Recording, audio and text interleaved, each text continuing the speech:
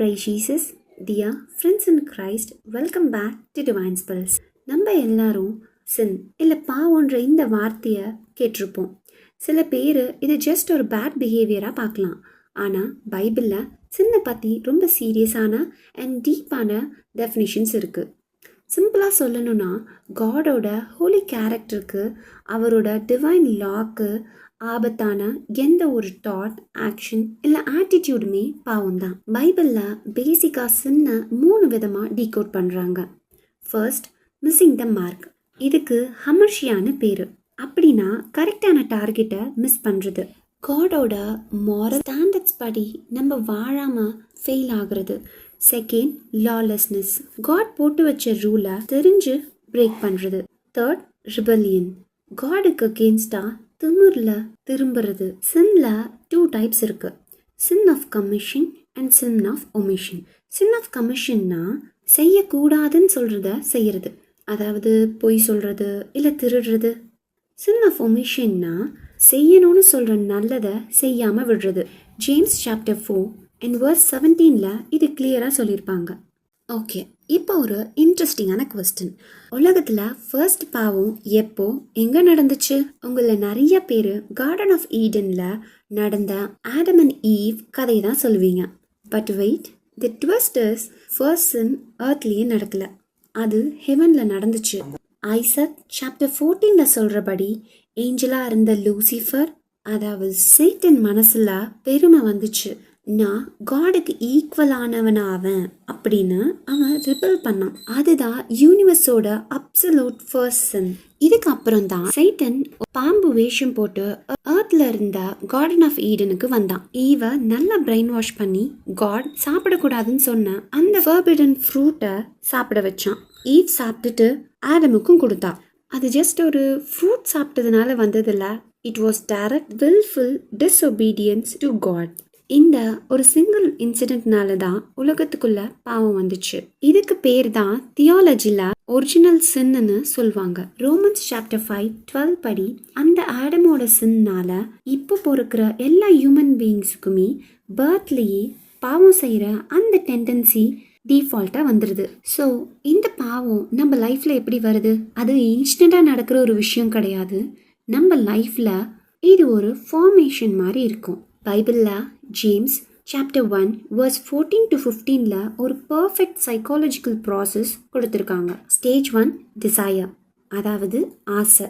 First, நம்ம own evil டிசையரை நம்மளை track பண்ணி என்டைஸ் பண்ணும், மயக்கி ஒரு தப்பான விஷயத்த பார்க்க தோணும். Stage 2, conception. அந்த தப்பான தாட்டை நம்ம மனசில் டிலீட் பண்ணாமல் அதை பற்றியே தொடர்ந்து யோசித்து என்டர்டைன் பண்ணி க்ரோயிங் ஸ்டேஜுக்கு கொண்டு போகும். Stage 3, action. ஒன்ஸ் அந்த தாட் ஸ்ட்ராங் ஆனதும் நம்ம ஃபிசிக்கலி அதை செய்ய ஸ்டார்ட் பண்ணிடுவோம். That is sin is born. Stage 4, death. இந்த சின் ஃபுல்லாக க்ரோ ஆகும்போது it brings death, spiritual death and separation from God. So ஸ்டார்டிங்லேயே அந்த தாட்ஸ் வரும்பொழுது நம்ம அதை கட் பண்ணிடணும். சில பேர் கேட்பாங்க, எல்லா பாவமும் ஒன்று தானே, இல்லை பாவத்தில் பெருசு சிறுசுன்னு ஏதாச்சும் இருக்கான்னு. கேத்தலிக் தியாலஜியில் பைபிளோட 1 John chapter 5 verse 16 and 17 base பண்ணி பாவத்தை 2 லெவலாக பிரிப்பாங்க. ஒன்று mortal sin and second one venial sin. Mortal சின்னா சாவான பாவம். It completely destroys the relationship with God. இதுக்கு 3 கண்டிஷன் இருக்குது. அது சீரியஸான விஷயமா இருக்கணும், கமிட்டட் வித் ஃபுல் நாலேஜ், தெரிஞ்சு செஞ்சுருக்கணும், அண்ட் டெலிபரேட் கன்சென்ட், மனசார செய்யணும். ரிப்பென்ட் பண்ணலன்னா ஸ்பிரிச்சுவல் டெத் தான் கேரண்டி.